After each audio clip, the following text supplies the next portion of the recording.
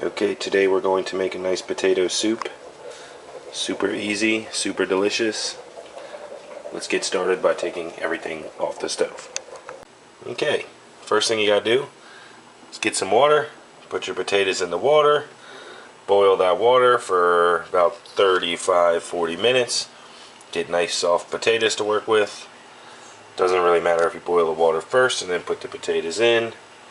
Just provide hot water for some potatoes. Then you either take some ham or some bacon, put it in a pan, cook up the ham or bacon, and then take it out of your pan and leave in your ham fat or bacon fat. And we'll use that pan for soup here in about 35 to 40 minutes. Let's go. Okay, so got your potatoes in water. Make sure they're fully covered. Put a nice pinch of salt in there. Cook them for about 35 minutes. We'll test them with the fork in a while, see if they're done.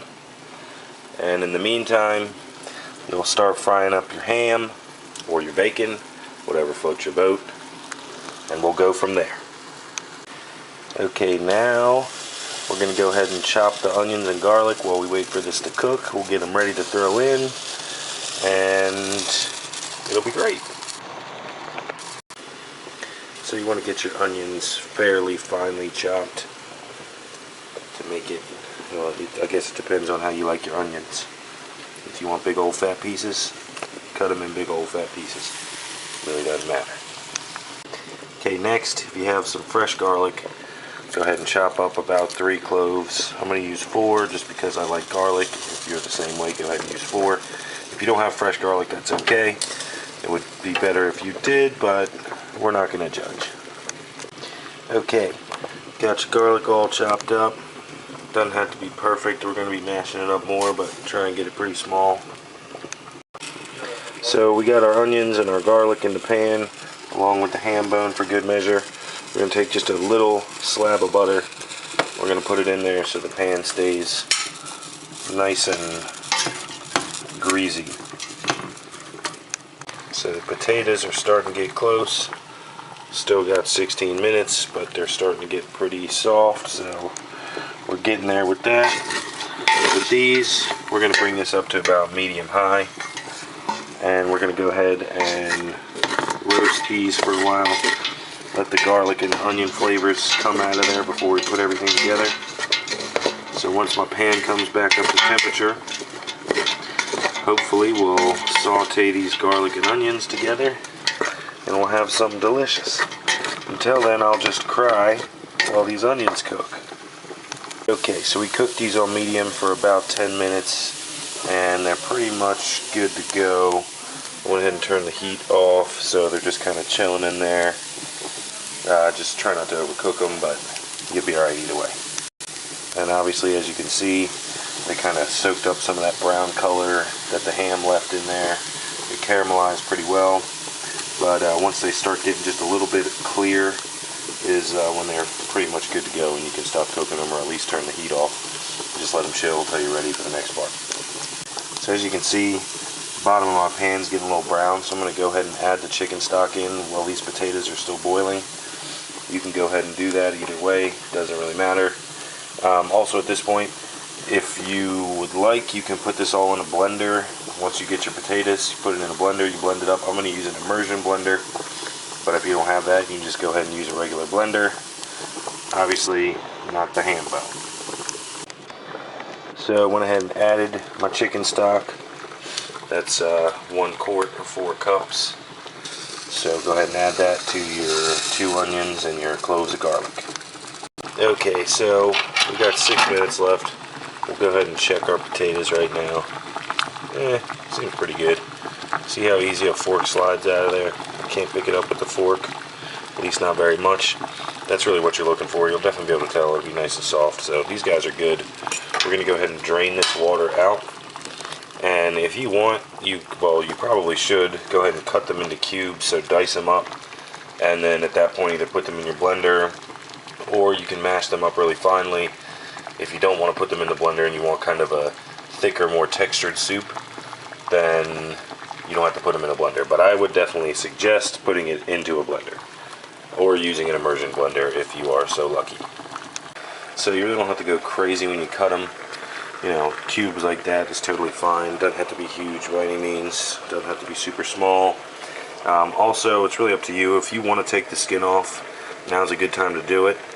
But personally, I really don't mind the skin, and by the time you grind it all up, you know, you're not going to know the difference either way. So I prefer it with the skin, but again, it's personal preference, whatever you want to do. Okay, so we're going to go ahead and bring this back to a medium. Get this starting to warm up again. Go ahead and put the last of our potatoes in here. By the way, it's 3 pounds of potatoes. I don't know if I mentioned that or not, but 3 pounds of potatoes should about do. You don't have to be perfect. A little more, a little less, doesn't matter. Just, you know, watch your consistency. So, now we'll move on from here. Alright, so like I said, we're going to let this warm up here for a little bit. But I'll tell you right now, it smells delicious with that garlic roasting and that chicken stock. Smelling on point already. Can't wait to eat this. Okay, so next thing we're going to do is we are going to use 2 cups of milk and then 2/3 of a cup of half and half. Now actually what you're going to want to use, I am actually using almond milk and half. If you have regular milk and heavy whipped cream, then that's really where you want to be. But I don't have that, and I guarantee you it's going to be delicious regardless. So just use whatever you got. It is what it is. Even if you don't have the heavy cream, you can thicken it up with some flour. You can add some cornstarch in there if you have that. You know, it'll be fine. It'll be delicious either way. You really can't go wrong. So we'll go ahead and get us 2 1/3 cup there. And we'll just go ahead and add this. As you see, this is just starting to simmer. So we're going to go ahead and put this in. And I'm going to pause this. I'm going to go grab my immersion blender. And we're going to really start blending this up and see if we can get that good consistency and texture that we're looking for. As I was stirring, it seems that I have found a lost potato. But he ain't getting away. No way. Okay, so obviously I'm going to be using an immersion blender. But if you're using a regular blender, just go ahead and do exactly what I'm doing. Put all your milk and potatoes in the blender, and you'll go ahead and blend like that. Obviously immersion blender just makes it a little easier. You'll be fine with the blender. Doesn't matter. Suck it up. Gotta do what you gotta do for the deliciousness. Whoa, you don't want to shoot it everywhere.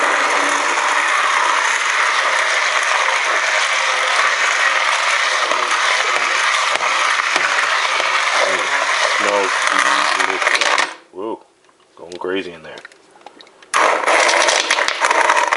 Oh, son of a bitch. Well, I fucked up.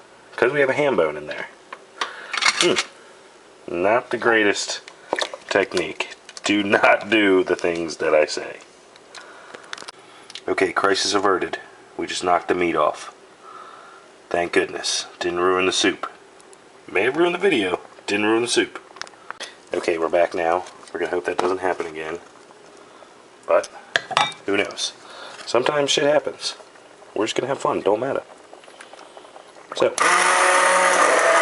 to it. No large, loud crackling sounds this time, so that's certainly a good sign. You see how it's starting to thicken up? Look at the consistency we're looking for here.